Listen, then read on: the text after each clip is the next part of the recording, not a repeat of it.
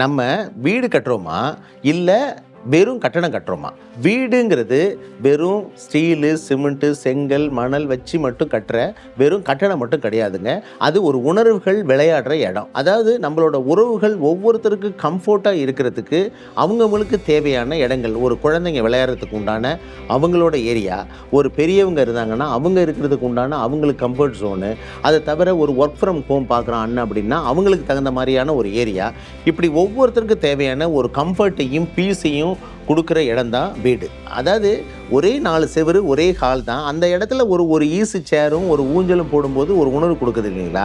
அதுதான் நம்ம எக்ஸ்ட்ரா போடுற எஃபர்ட். இதுதான் அவங்களுக்கு ஒரு கம்ஃபர்ட்டையும் ஒரு எமோஷன்ஸையும் கொடுக்குது.